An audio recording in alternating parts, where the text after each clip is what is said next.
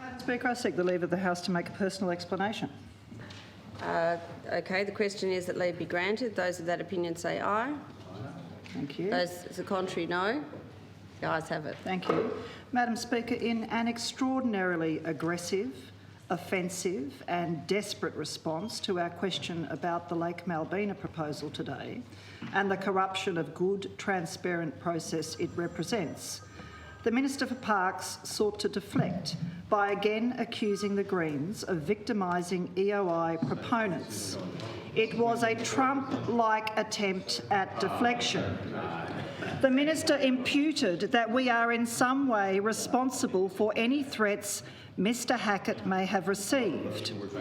It is highly regrettable, Madam Speaker, that Mr Hackett says he's been threatened, but that is no fault of the Greens. Minister Jensch then, by interjection, accused us of inciting violence. That is a revolting slur. I take great offence personally and on behalf of the Greens, and I ask you to apologise. I did say, Madam Speaker, at a recent event, that expression of interest proponents should also be held to account for being part of this privatisation agenda. I'm sorry, Leader of the Greens. I've been told that this is not appropriate for this to be done right here and now. You have to find a formal motion if you're going to do this. I can't make a personal explanation, That's not even though the I've been accused forum. of inciting death threats. Well, you're allowed to say where you've been misrepresented. I have been misrepresented. And no, it's not I'm a debate. giving It's not a speech. debating point. I have this on higher authority. So I ask you to resume your seat. Well, I'll be back on the adjournment, and I expect to get an apology from Minister Jensch at the very least in the meantime. Right. Thank you. Okay, so any other formal business, Yes, Madam Leader of the Speaker. House? Thanks, Madam Speaker. I seek leave of the House to move a motion without notice in connection with the sitting dates of the House. Question is that leave be granted. Those of that opinion say aye. Aye. Those to the contrary, no. The ayes have it. Not today. Madam Speaker, I move that the House at its rising adjourn till Tuesday 26 November next at 10 a.m. Thank you. So the question is that the motion be agreed to. Those of that opinion say aye. Those to the contrary, no.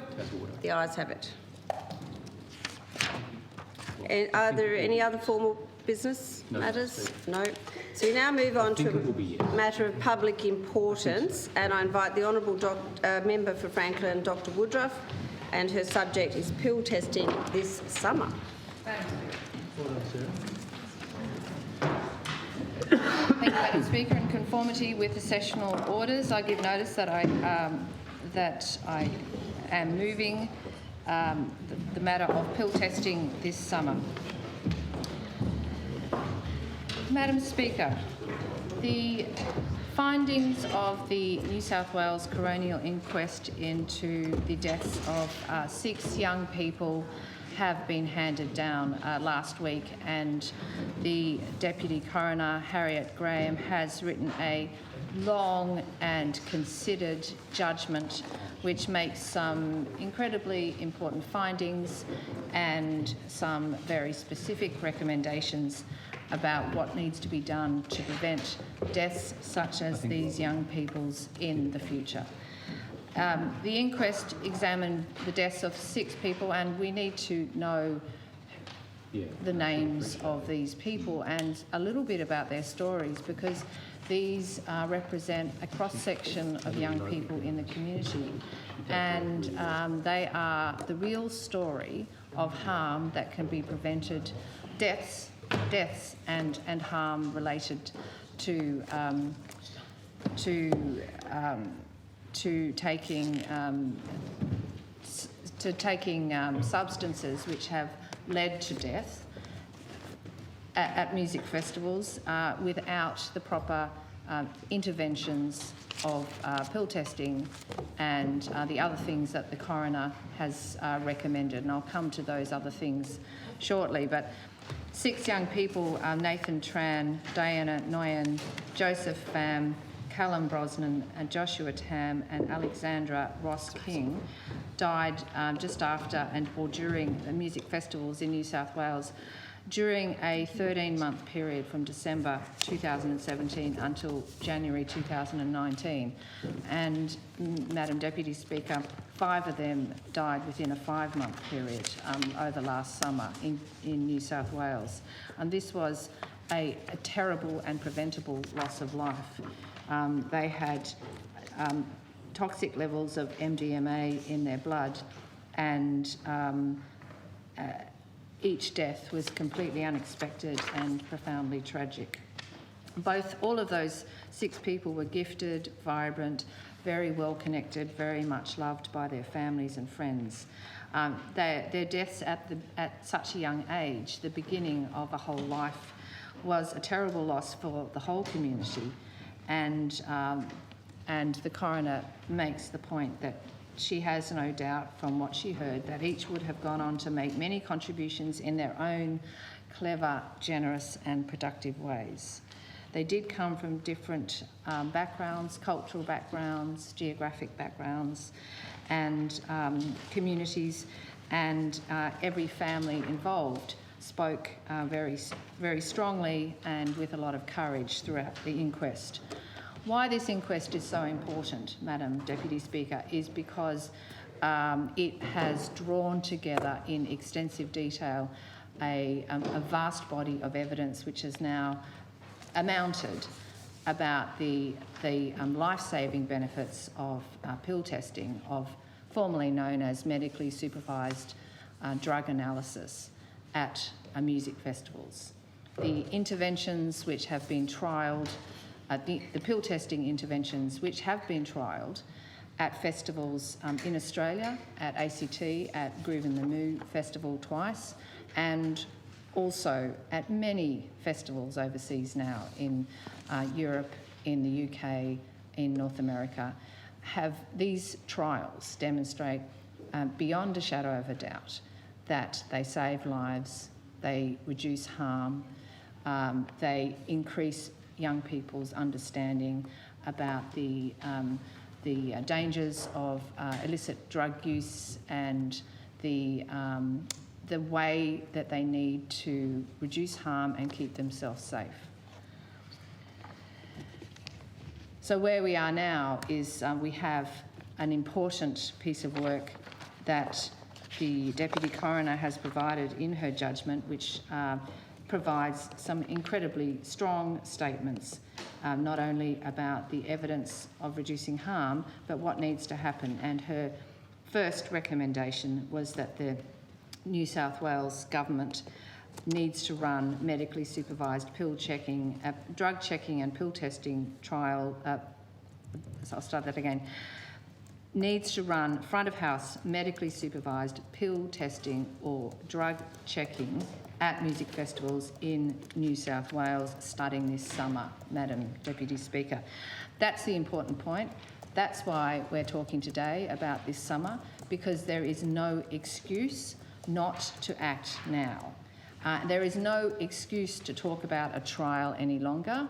That the coroner is clear, there is no need for a trial. There can be a pilot to investigate the best mechanisms for making pill testing available, medically supervised pill testing, but trials have been done, trials have produced the evidence, it is incontrovertible that they save lives and they will keep young people like Alex and Nathan, Joshua, Diana, Callum and Alex. They will keep young people like that alive, and they will make music festivals the enjoyable and joyous space that festival organisers and all participants want them to be. And that, frankly, as a parent, Madam Deputy Speaker, that parents want them to be. And this is what is so extraordinary about where we are in Tasmania and Australia, is the incredible support from the community for pill testing. Amazing support. In Tasmania, in Tasmania, as well as the Tasmanian branches of each of these bodies, the Royal Australasian College of Physicians, the Royal Australasian College of General Practitioners, the Australian College of Emergency Medicine, Rural Doctors Association, Australian Medical Association, ANMF, the Honourable Member's time has expired. The Honourable Deputy Premier. So I hope the Deputy Premier will be able to explain to Tasmanians about how he will be introducing pill testing this summer. Thank you. Well, thank you, Madam Speaker, and I thank the Honourable Member, Ms Woodruff, for raising the matter of public importance today. There can be no denying that the testing of drugs at music festivals is a very complex issue on which, of course, there are many competing views and many competing views within the medical profession and experts within this field. While, of course, we want to reduce the harm from drugs and prevent loss of life, there is no one simple solution, Madam Speaker, which is also something that came through in the New South Wales Deputy Coroner Harriet Graham's inquest.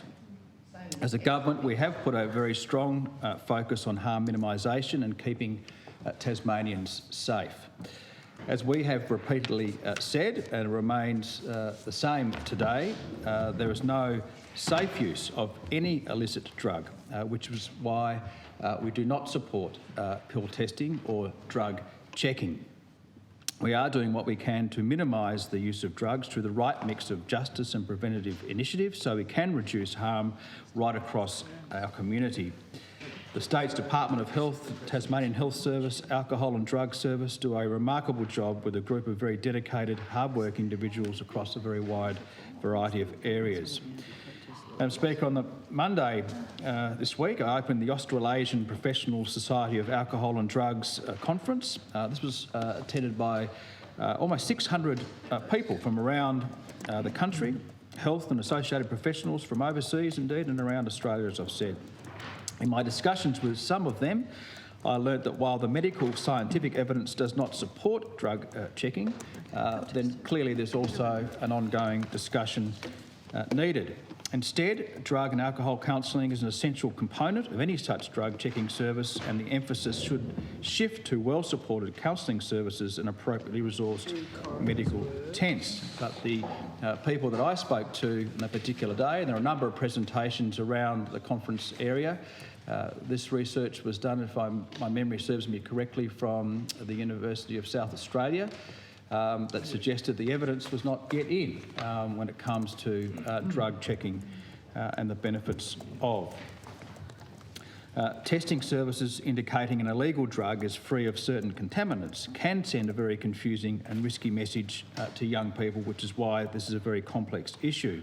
We've always said as a government that we are prepared to listen to people's views for and against and consider any evidence put forward. That's why the Premier, myself, the Minister for Health, the Minister for Police, met with Pill Testing Australia, along with the Alcohol, Tobacco and Other Drugs Council Tasmania in September. And of course, we're also joined at that meeting by the Tasmanian Police Commissioner Darren Hine. While this is an issue which relates to health and wellbeing, and there's also, of course, a law and order element as well. And members of our community could justifiably ask, how can you on one hand test a drug, check a drug, and then hand it back knowing it is an illegal substance and could do that person harm? Madam Speaker, the New South Wales Deputy Coroner's report released last Friday is informative, but it is also very sad. It is deeply sad reading of the last moments of the lives of the 6 individuals. Nathan Tran, 18 years of age, had aspirations to join the police force. Diana Nugent, 21, was engaged to be married. Joseph Pham, 23, was studying to be a teacher. Callum Brosnan, 19, deferred a place at the Sydney Conservatorium of Music to work with children and disabilities. Joshua Tam, 22, worked at his grandfather's body corporate management business. And Alex Ross King, 19 years of age, worked in the family's butcher shop. But Mr. Roberts, they were young people who were at the music festival and chose to take an illegal substance. And to their families, Madam Speaker, I extend my deepest condolences. introducing a very human element I know, to a but very the point is complex we can debate. act- Order. The honourable member's made her contribution. I'll ask you to let the minister make his. The government notes, of course, the New South Wales Deputy Coroner's Dr. report Woodruff is into passionate music about festival saving young deaths, lives. And you which can we are have it. all passionate about Well, saving you know lives, what to do. which was very detailed. Your And the responsibility recommendations happens this we will summer take, Ms Woodruff, I ask of course, you take to the time keep it to quieter, please. read the report in line with our commitment to listen and consider any evidence put forward, Madam Speaker. But we note there is other important information that should also be considered, in particular the independent review by the Australian National University, which is yet to be released. As highlighted in the New South Wales Deputy Coroner's report, Madam Speaker, education also plays a very important role. We need to consider carefully what alcohol and drug education is offered to young people and their families. As we've said before, it is important that all state and territory governments have the time to carefully review the findings, all the findings. It's not as simple as pill testing or drug checking. There's a lot more complex areas that we can investigate and, of course, act on in terms of a policy sense. Madam Speaker, I respect medical scientific evidence, and we know that the evidence in the government's view is not there. But we recognise that this is not only a medical scientific issue, it's a health issue, it's a social issue, and it's a very important educational issue as well. Now, we do not support drug checking, as I've said. The government have a very firm position on this. We're also listening, of course, to evidence and other views that may well be presented down the track, such as the work being completed by the ANU. And I recognise, even as a parent, as of three soon-to-be teenage daughters, we need to create a very safe environment. We want our young kids to have a great time, and we want, of course, to be safe in having a very good time and enjoying life as a young person should. The honourable member time has as well. expired. The honourable member for Clark, Ms Haddad. Thank you, Madam Deputy Speaker. And I'll commence my contribution by also adding my sincere condolences to the families and friends and loved ones of the 6 young people around whom the coroner's, New South Wales coroner's findings considered. So to those 6 people, their deaths are a tragedy, Madam Deputy Speaker, and to their families and loved ones. The system has failed those families and those young people. Any drug death is a tragedy, and indeed any drug death in Australia is an avoidable death.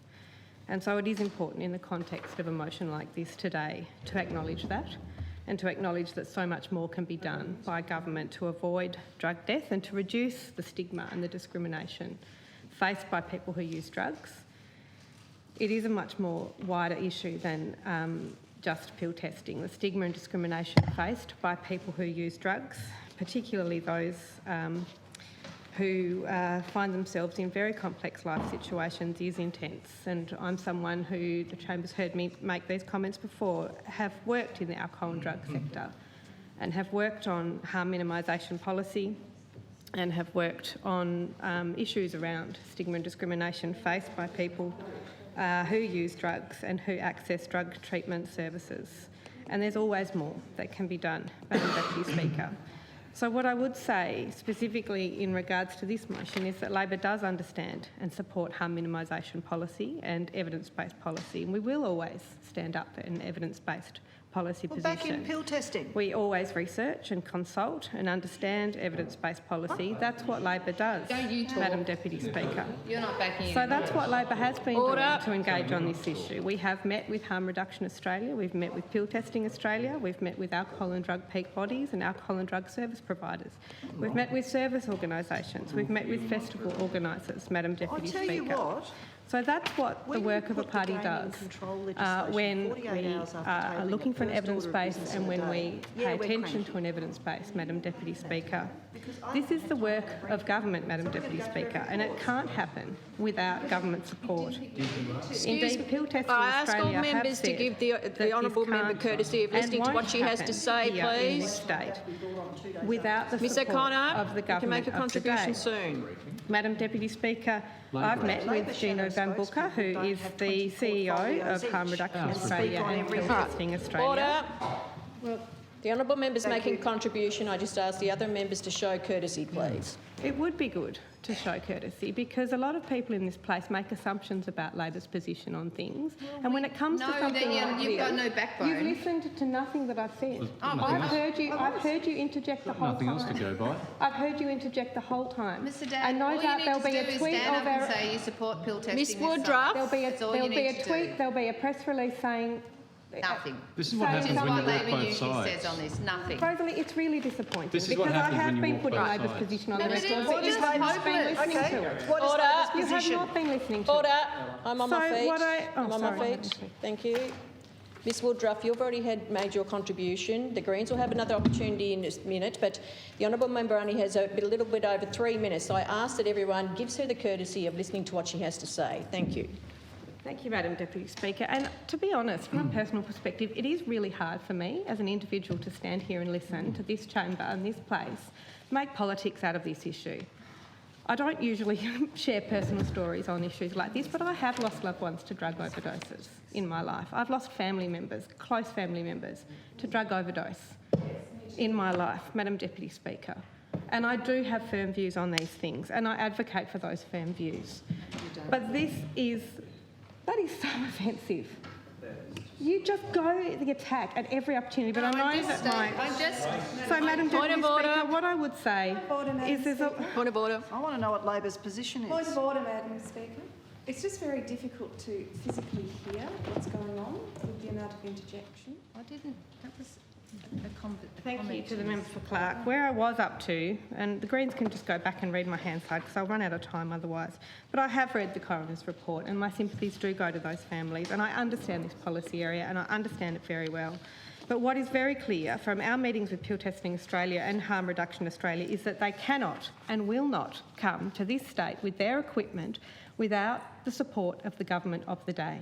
That has been said publicly by Gino Van Booker, who is the CEO of both those organisations, and it's been said publicly by Alison Lai, who is the CEO of the Alcohol and Drug Council. She said that a trial could only happen without legislative change, but that government support was essential to create the necessary environment and procedures to operate a pill testing station as a health service without concern for consequences from law enforcement. So, Madam Deputy Speaker, Labor can do all that we can in terms of developing this policy, listening to the evidence, researching the evidence, speaking to those affected, which include ourselves, Madam Deputy Speaker.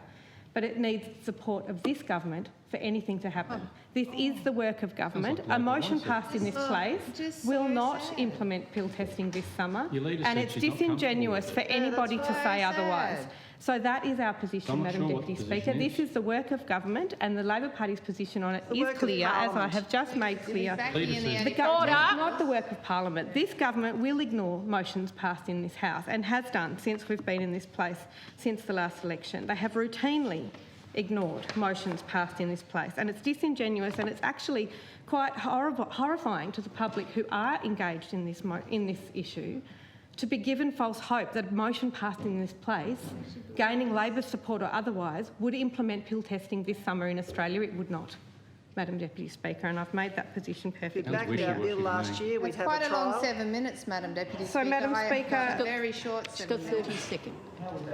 It has been made clear Like for 10, half hour. by Gino Van Booker that he cannot and he all will not time. bring his equipment to this place, to Tasmania.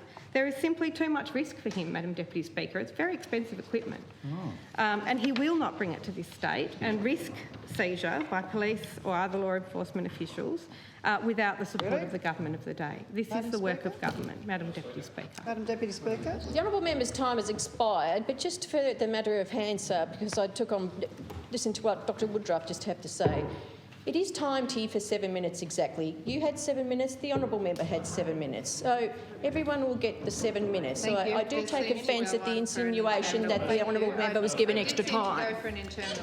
All right, the honourable member for Well, I clearly got Mr the Tucker. jump, Madam Deputy Speaker. This is the Greens Absolutely, MPI. clearly got up Deputy first. Speaker. It's just the Greens Sit down. MPI and The safety she's of our on young the people is of absolute paramount to the Hodgman government, and we have a simple message. What are we here There is no such thing as a safe tablet or illicit drug.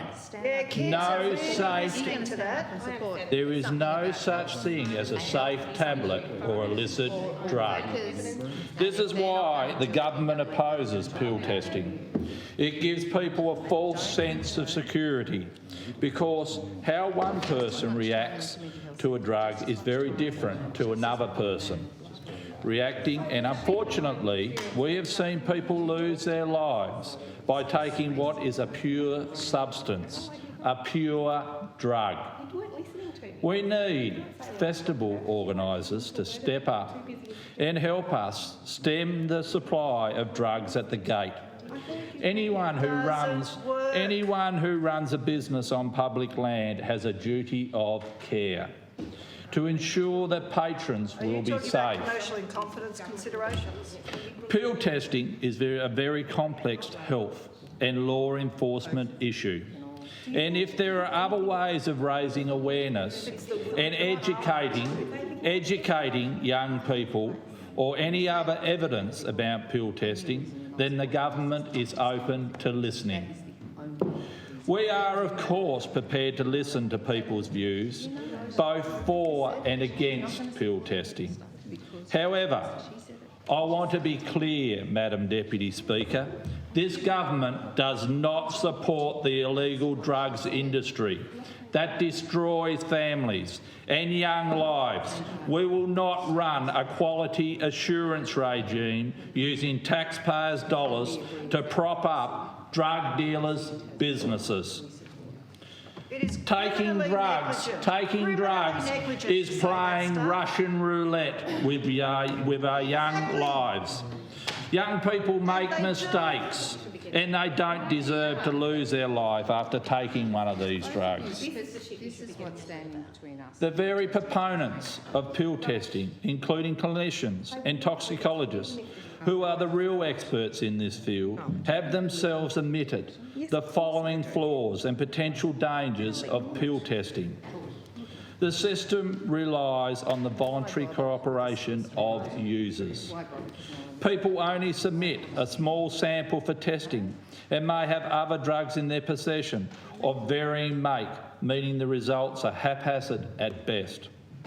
Substances can have wildly different effects on people based on their physiology and whether they've consumed other drugs or alcohol at the same time.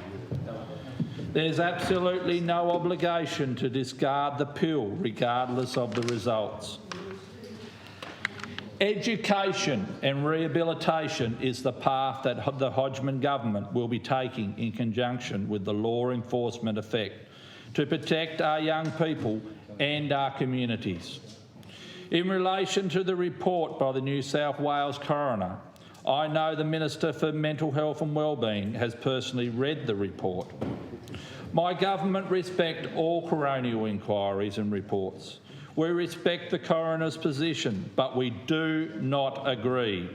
As the report notes, there is a need to closely examine decriminalising the personal use of drugs to reduce harm, as the report states. Nor do we agree that pill testing is the panacea to drug deaths. And we are yet to see the independent report by the Australian National University into findings from the ACT pill testing trial in April. The government's focus on keeping Tasmanians safe, which is why we are doing what we can to minimise the use of drugs through the right mix of justice and preventative initiatives so we can reduce harm right across the community. We provide resourcing for a range of programs and organisations in this space, organisations who work to improve community understanding of the dangers of illicit drugs and support Tasmanians living with drug dependency issues. These include, for example, the Drug and Alcohol Foundation, the Drug Education Network, the Salvation Army, City Mission and a range of other service providers. And we will continue to work across government on reducing the impact and harms associated with drug use, not decriminalise it as the Greens and Labor want us to do. And what we've heard from Labor on this issue is just now is nothing. No position. You're all over the place. Let me quote from the newspaper article this year, The Australian, August 27, 2019. I am still yet to be convinced that there is sufficient evidence that this, as a harm minimisation approach, is going to be effective, Rebecca White said on radio in March. Yeah, and she should be ashamed. We want to make sure that it can be done in a way that's safe and that doesn't lead to adverse outcomes and doesn't create an environment for something such as the pushing of illegal drugs on young people. They're already being pushed on young people. The Deputy Opposition Leader, Miss O'Byrne, had a novel approach to fence sitting yesterday when asked about pills testing. She said in the Examiner, "This can't be about Labor's position. It has to be about what the government intends to do." You're in government. Well, we haven't changed. We don't support it. But back in March, Ms White said on radio that she was still yet to be convinced about pill testing. But Labor's platform supports it. Labor is nowhere. You're absolutely all over the place. Now, finally, Madam Deputy Speaker, I would like to quote Winstock, Wolfe and Ramsey from the Internal Medicine Journal, November 2016.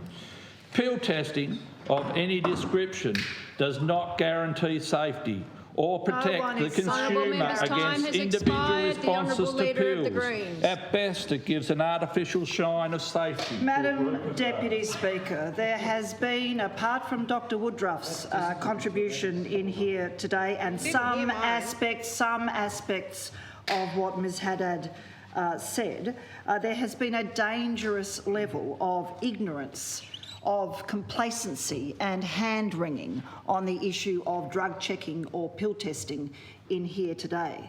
And what I say to members, like Mr Tucker, who's just sat down, like Mr Rockcliffe, who knows this is good policy, like Ms Haddad, who's had to endure knowing it's good policy with a leader who won't stand by the Labor Party's own policy. If you won't listen to us, listen to your young adult children, listen to the experts. The story is very similar, Madam Deputy Speaker. Young people will tell you that it doesn't matter how much checking there is at festivals, they'll find all sorts of creative ways to get alcohol and other illicit substances into festivals. I have spoken to a young person who was going to a festival with MDMA tablets in their foot, in their shoe, saw a police sniffer dog and swallowed all the tablets, putting their life at risk. This is what young people are capable of doing. And apart from the old fuddy-duddies in here, some of whom aren't much more than 40, all of us have made mistakes in our lives. All of us have experimented in one way or another, Madam Deputy Speaker, when we were young, when we thought we were bulletproof. Madam Deputy Speaker, listen to young people. It doesn't matter. They don't listen to us when we say, just say no, don't take illicit drugs, don't have sex before marriage and rubbish like that, the sex before marriage bit. They don't listen to us, Madam Deputy Speaker, because they're young people and they're making up their own minds and they are experimenting with life. So just say no is bad policy, it's dangerous policy. In fact, it is lethal policy. Yeah. Because it means that you don't have good harm minimisation measures like pill testing in place, Madam Speaker, Madam Deputy Speaker. But even if you're deaf to young people and the truths they will tell you, I'll just follow up on the list of expert organisations who back in drug checking or pill testing at festivals. The Royal Australasian College of Physicians, the Royal Australian College of General Practitioners, the Australasian College for Emergency Medicine, the Rural Doctors Association of Australia, the Australian Medical Association, the Australian Nursing and Midwifery Federation, the National Australian Pharmacy Students Association, the Pharmaceutical Society of Australia, the Ambulance Union State Council, the Public Health Association of Australia, Family Drug Support Australia and the Australian Drug Law Reform Foundation at the local level by Tasmanian community organisations including the Youth Network of Tasmania, the Tasmanian Aboriginal Centre and Community Legal Centres of Tasmania. Madam Deputy Speaker, that list of people is not a list of radicals who want to push drugs on young people. They are hard-nosed experts who have put the health and well-being of young people over a blinkered ideology, an ideology that is threatening young people's lives. Madam Deputy Speaker, 6 young people died in New South Wales as a result of taking unsafe pills. I am certain that a number of their parents would have told them, don't take drugs. Madam Deputy Speaker, but those kids are dead. And we still don't have in this country a proper regime for making sure that we're treating this as a health issue, putting ideology aside and instituting a pill testing regime that puts the protection of young lives first. It is shameful, Madam Speaker. I mean, we expect this kind of ignorance from the Liberal Party, but the moral equivocation that we get from Labor on this issue is revolting. Yeah. It is revolting. It is Labor Party policy to support pill testing. We brought in legislation last year that would have enacted a safe trial for pill testing. Labor voted against it. Labor uses the excuse that if the government doesn't support it, why should they? We had the Leader of the Opposition go on radio after that effort and say she wasn't convinced. She was worried about it. Yeah. Totally deaf to the evidence. If health is your #1 priority, you put the health of young people first and you back in a safe pill testing regime. You protect their lives. Madam Deputy Speaker, you don't play politics with their lives on this issue. You are. Yeah, that's what you're disgraceful. You are disgraceful. Ruth Forrest brought a motion in upstairs. Straightforward motion. We're talking about a nurse and a midwife. Ruth Forrest. Sensible, no radical. You couldn't even back that in. You couldn't. If you had stood by your principle and your policy on this issue, we would have a pill testing trial in Tasmania. Well, you could have backed in our legislation, the House could have passed it. Backing in our legislation last year, the House could have passed it. You could have brought in legislation, we'd have backed you in, the Speaker probably would have backed you in, it would have gone upstairs. If your people had stood by their policy up there, we'd have legislation that instituted pill testing in Tasmania. You're fantasy. So, yes, Dr Woodruff and I, we do get extremely passionate about this issue because we believe in looking at the evidence and standing by your principles. Yes. Hang your heads in shame. You should. You're playing politics with kids' lives. Parliament makes the rules, not governments. When are you going to get that through your heads? We have got a finely balanced parliament in here that can make a real difference in the lives of young people. And you have abrogated your responsibility to those young people. You could draft up legislation, you could bring it in here, we'd back you in. Yeah. And we protect those kids. And yet, Madam Deputy Speaker, we will go into this festival season with no protections in place for our kids. It is a shameful abrogation of the responsibility of every member of this place to put the protection of young people first. The question is that the matter be noted. Those of that opinion say aye. Aye. To the contrary, no. The ayes have it.